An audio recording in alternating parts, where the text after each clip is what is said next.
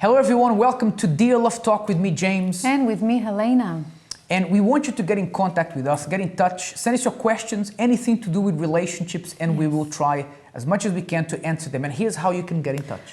All you need to do is to email us on questions@lovetalkshow.tv or also via Facebook, Instagram or Twitter, of course. That's right. And Mark O'Bain did just that. He sent us a question and he says, Dear Love Talk Show, having been married for 2 years, I've seen my relationship slowly deteriorate because my wife feels the constant need to check her social status. I think he means social media status. I have explained to her that this makes me very upset, but I don't know how else I can put this across. Please help. Well, Mark, I think the first thing we usually try to do is we try to speak to our partners and say, look, this is becoming a problem. And we have to get to grips with this. We can't let this control our lives. From what you said, I believe it seems like you have done that. But something else you could try. Sometimes when we set some rules as to what time something should be done and have a cutoff time for you not to check social networking status and all that kind of stuff, that tends to work. It's like anything in life, right? If you have a rule, if you have this thing where you wake up at 7 a.m. and that's it, that's your time to wake up, you put your alarm clock and you don't mess about with the snooze button and you wake up and that's how you are. If you tend to put some rules like this in relationships, especially with things like usage of mobile phones and computer, that tends to work. So I would suggest that you try to do that. You try to say, look, I love you very much. This is taking over our relationship. Let's have a rule where every night after dinner we can have half an hour to check our Facebook and whatever, but after that we put phones away, put the computers away. I want to believe that he already did that. Otherwise, I don't know, I hope so. If not, do what my husband just said. And if it still doesn't work, you need to take drastic measures. Break the phone.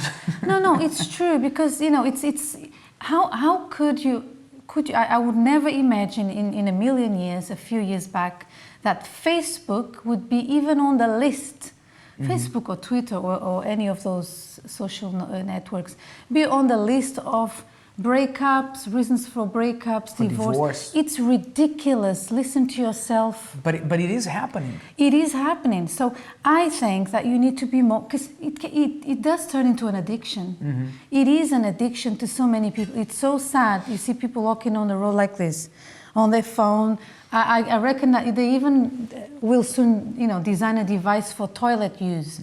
When you go to the toilet, you don't need to put your phone down. You can still check your status. But anyway, sarcasm aside, because it does get on my nerves, it's something that we see a lot happening. You need to be very honest and very open with your partner. Say, listen, we can't go on like this, because we don't know the level of addiction to the actual... And the thing is, like it can be very annoying. Like you were saying, maybe you've done that. You've said, look, we can't go on like this and so on. The person tried to change a little bit, but if that has failed, then, take down a piece of paper, a notebook, and put the rules down on paper and say, look, from now on, every night after dinner, we have 20 minutes to check what's happening on social media, get in touch with friends. But after that, we cut this off. We put the phone on the charge socket and leave it there until morning. I'm sure if you do that, and if your wife, I think, if she values the relationship as much as you do, I'm sure she'll do that. So sometimes putting things down in paper, it helps you remember, and it helps you see that this is serious. You're taking this serious. When you write stuff down, usually it's because you're serious about that. Yes, I agree. Maybe try that one. If it doesn't work, write to us again, and we'll help you. Or accidentally drop the phone somewhere. Don't do that. I'm sure if you do that, it's going to work. Well, there's another email from a Love Talk Live attendee, one of our seminars, and it says, Hi Helena, I don't want to be the nagging girlfriend, but I feel my boyfriend doesn't really value what I'm asking him, and I have to keep on reminding him of the things I ask him to do. I feel neglected, unappreciated, and taken for granted. Sometimes I think it's better just to call it quits. Is this the right way to deal with this issue? It depends. It depends. I don't think you should just quit yet. But then again, you weren't so specific on the email. But then again, if you were, maybe you would have a book. But what I mean is this. If you have, because I don't know the kind of thing you're asking, maybe you are a bit too demanding, I don't know. We are just hearing your side of the story. But I think if you are dating and this happens and there's no communication, if you already spoke to him about this and nothing changed, then you're not really compatible. I don't know what you think, because it's like this. Every relationship has problems. Although it has to be said that when you describe that you have said something to your boyfriend, right? And you keep reminding him of things, you have to nag. Number one, nagging doesn't usually work. But when you say you keep reminding your boyfriend of something, you've just described they are most men in the world, right? Because this is the other thing, Len. I think it's important to remember that maybe, I don't know if he's a good guy, if he is honest, if he's hardworking, if he treats you well, but if he does have this problem that you need to remind him of things, listen, if you pull out of the relationship because of that one, then nobody else in this world will get married. Because the truth is, most men are, I'm like this sometimes. Yes. You have to remind me of things. You are like this with taking the bin downstairs, little things around the house, but not like, I don't know what she means. Maybe she means, show more love. Show me love through your actions, or maybe stop cheating on me, I don't know. So if that's that kind of thing, then I think it is important that you're still dating, you're not married. But if it's small things like, because it's normal, we are different, men and women, we are different. Then maybe you are being too demanding. We are very different. We are very different. But listen, I think you need to divide this advice into two sections, right? If you are nagging him about things that are very serious, like Elena said, he cheats on you, he does, then you shouldn't be nagging. That's not a situation of nagging. You have to say, look, this is unacceptable. But if it's about really serious stuff, then you need to really think about the relationship. But if you keep nagging, reminding him of little things, small things. Like dates.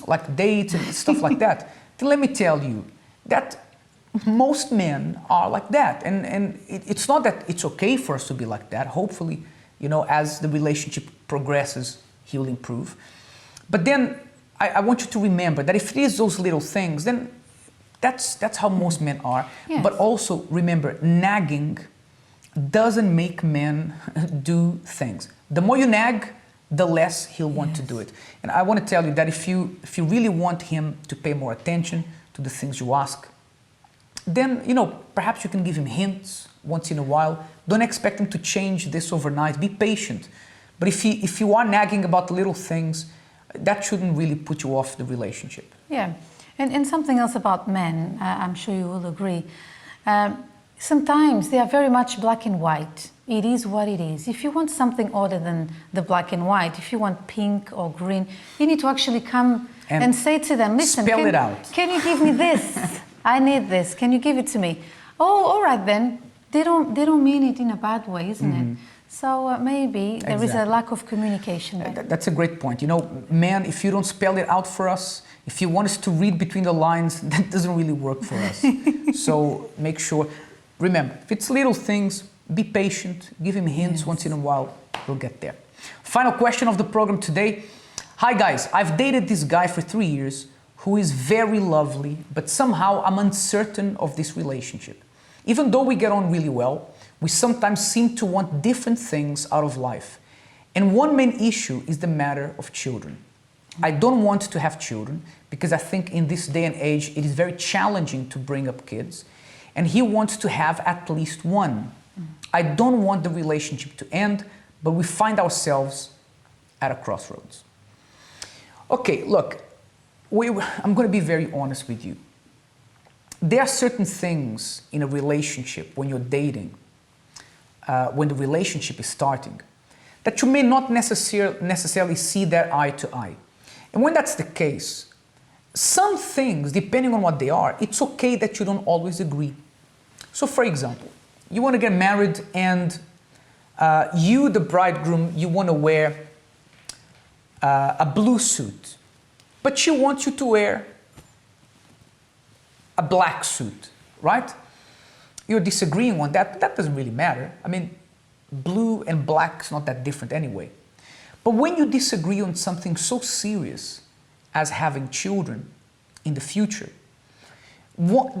a big problem can happen. Because if you decide to get married and you decide to have children just because you want to please him, you are going to resent, of course you're going to love that child, but that wasn't in your plan, and you may end up resenting that decision, not resenting the child, hopefully, but resenting the decision. If you say, look, I want to retire in the Caribbean, but he wants to retire in South London, and these are big decisions. You know, if you can't see eye to eye on big things, then you need to really, you know, unless you are willing to change your decision and not resent that for the rest of your life, or if you are going to make the other person change their decision, you can make him or her resent that for the rest of their life. So these are the things that make or break a relationship. And you need to decide what you're going to do. I can't tell you stay with him or don't stay with him. I can tell you that if you get married and you don't have this resolved, you will have serious problems in the future. So my advice to you is, if you're willing to compromise and you're not going to resent that decision, then fine, it can work. But if you're not sure, listen, it's better to have some pain right now because you decided to do something even though you really like this person, than have a greater pain later when you're married, you're already settled down, and you don't know what to do about this. So please do think well about that. I think there's not much to add to what James just said. It's like you being a fruitarian, and I am a vegetarian. We are together, and you hope, no, one day she will go into fruits and not just, and leave her vegetables. I might do that for you once, twice, 3 times for a while, because, you know, it's the beginning of the relationship. You want to please one another. You don't really think of what you want, although you do, but sometimes you kind of, you know, get blinded a little bit, and then you even lose your personality sometimes if you're not careful. Yeah. And then you go back to what you used to be, because it's your nature. You don't eat vegetables, you eat fruits. And you know, going from a fruitarian to a vegetarian is not that big a leap, but if you go from fruitarian to someone who eats steak every single day... I was going to say that, but I didn't know the word in English. You know, it's a problem.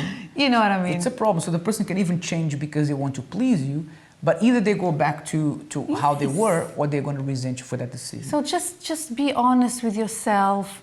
You don't want children, you don't want children. Be honest, move on, and that's it, be happy. But do it as soon as possible. If there's something that you cannot change, like my husband said, just move on, because the longer you leave it, the more you are misleading him. Yeah, and if you are going to make a decision now, as you are still in the dating period, now is the right time to make that decision. Absolutely. I know that sometimes some advice we give here, it's hard, it's radical. But listen, you know, sometimes... It is what works. We've seen so many cases. And in some cases, you need to make tough decisions. Yes. Okay? Listen, we've come to the end of our Dear Love Talk today. We want to remind you that we have every single Saturday at 7 p.m. A seminar on relationships, that it's free of charge. You can come and attend, and we'd love to see you there. If you want more information, you can contact us on... All you need to do is to pick up the phone and give us a call on 020-7686-6000. Book an appointment with us. It's free of charge, and we are more than happy to sit down with you and help you further.